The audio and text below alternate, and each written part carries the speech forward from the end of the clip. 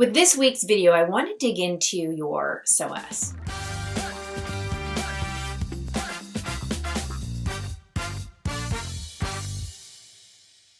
So many people have issues in their psoas. They stretch their psoas in many different ways, and they only have intermittent relief. They feel good for a short time, maybe 15 minutes, maybe 2 hours, maybe 2 days. But then it comes back, and they feel like they're in this cycle of relief, strain, relief, strain, relief, strain. So maybe you've had this happen where you've been to a body worker, whether it's a physio or a chiropractor or an osteopath or any other body worker, and you've had a release technique to that psoas, and it feels really, really good. You feel taller, you feel lighter, you feel stronger, you feel more grounded, but then the strain comes back, perhaps tighter. And maybe you feel even more vulnerable, or even the strain is more pronounced. And you begin to wonder if this is just the way that it is. That maybe you have to resign yourself to this vicious cycle, right? Maybe it's just the way it is.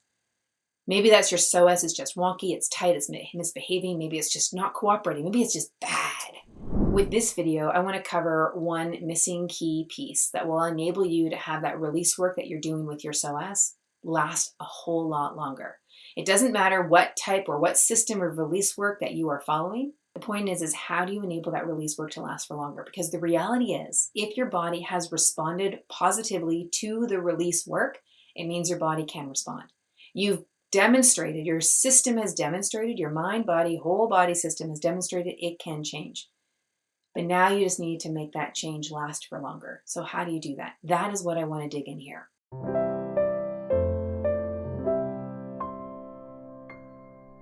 Now, before we get into it, I do want to talk about the psoas first, because understanding the mechanics of the psoas is vital to this conversation.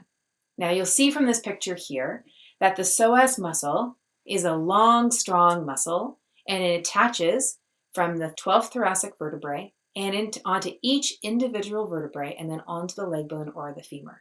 It's the only muscle that attaches between the spine and that leg bone. It acts as a bridge between the upper body and the lower body. Now, what is interesting is that it doesn't directly connect to your pelvis, that it is this bridge between the spine and the leg directly. Now, its job in part is to bring that leg bone towards your belly into hip flexion and also to move the spine. It's also been described by some anatomists as a muscle that stabilizes the spine, bridging the leg and the torso. And through this connection, when it's functioning really, really well, it can give you a sense of grounding and of being centered. It's one of the reasons why that psoas release work is often a short-term fix and not a long-term sustainable change. Part of a muscle's job is to absorb external and internal loads and to move our bones and in turn move our body about in daily life. So when you think about load, I want you to think about a scale. So standing on a scale, there's a number that's red. That's a combination of your weight and the active gravity. There's that number. Now add carrying a child or groceries or a backpack or maybe all of that. And the number starts to read higher because the load is higher. Now begin to jump or run on the scale. And the number will go up again because the load is higher. This is all to say that in order for us to move about in our daily life, doing whatever it is that we need to do to get ourselves around, whether it's sitting to standing, taking a step, or climbing stairs, whether it's running errands, chores, childcare, fitness, it's the job in part of our muscles to absorb and disperse that load and to enable us to move, to enable us to stand still, to enable us to change directions, to go up an incline and then down an incline.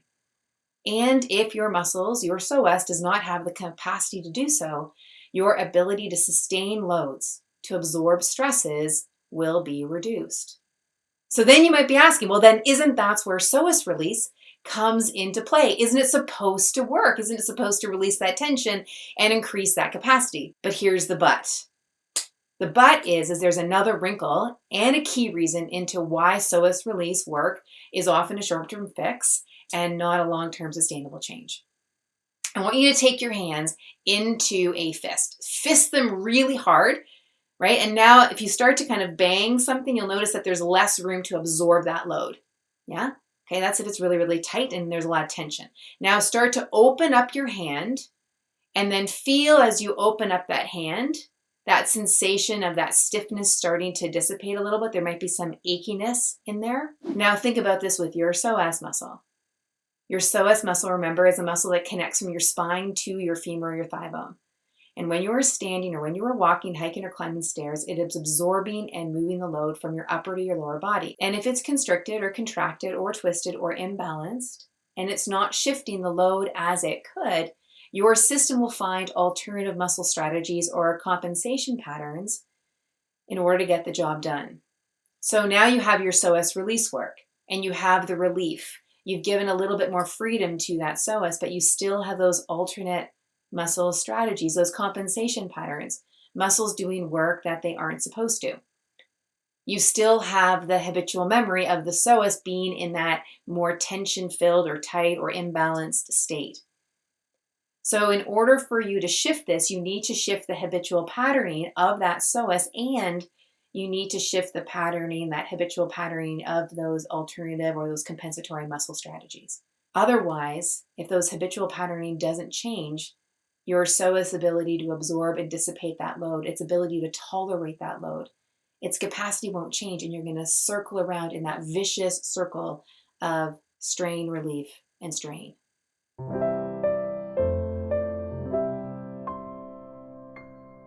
So then to solve for this, there are two key areas that I like to focus on with my clientele to support people in retraining their psoas and then regaining and maintaining that suppleness.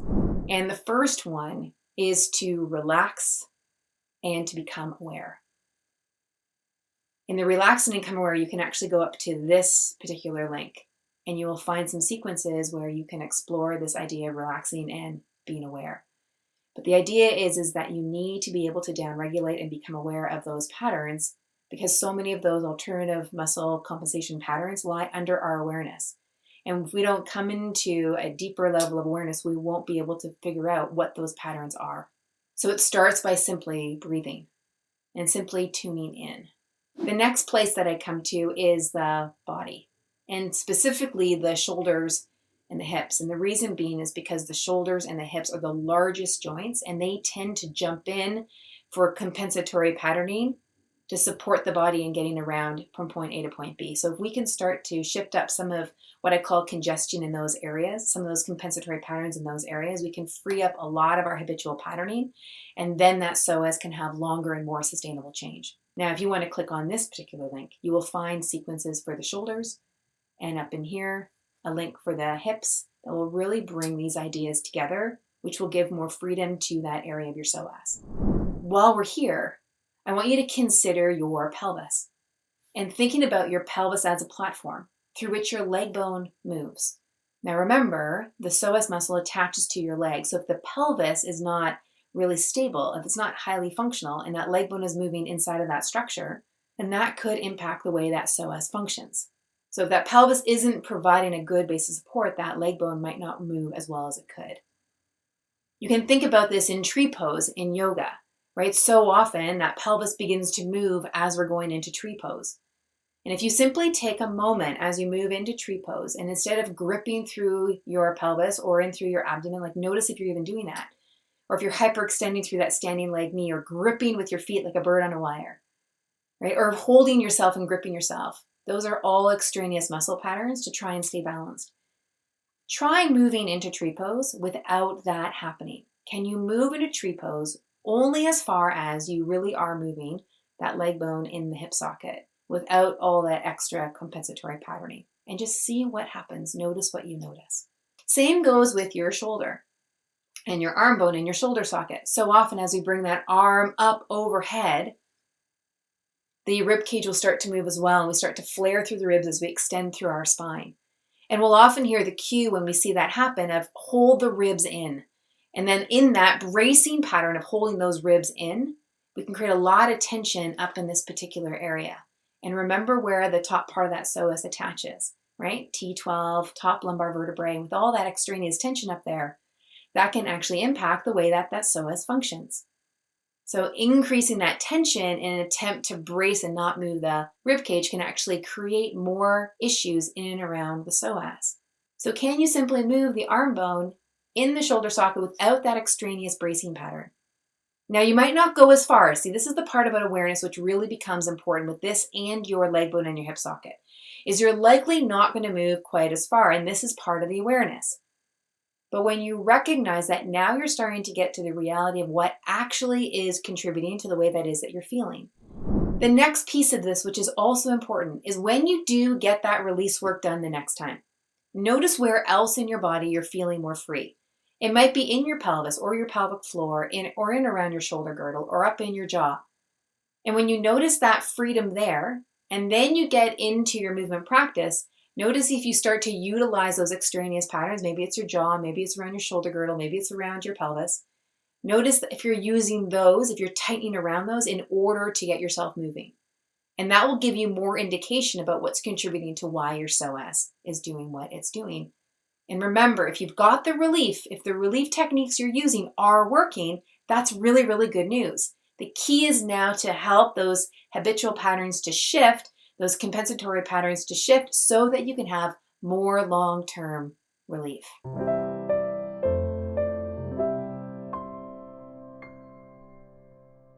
The release work, if it's working, is doing good work.